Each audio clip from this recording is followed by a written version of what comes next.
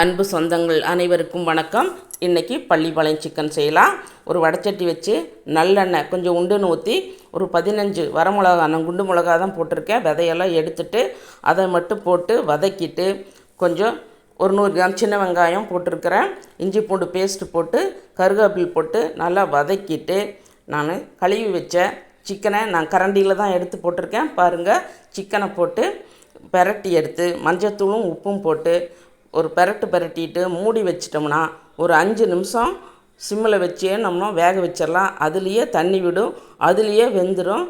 வெந்த பின்னாடி பார்த்துட்டு பெரட்டி எடுத்துட்டு பல்லாக தேங்காய் கீற்று போட்டு மல்லித்தலையை தூவி இறக்குனா சுவையான பள்ளிப்பாளையம் சிக்கன் ரெடி.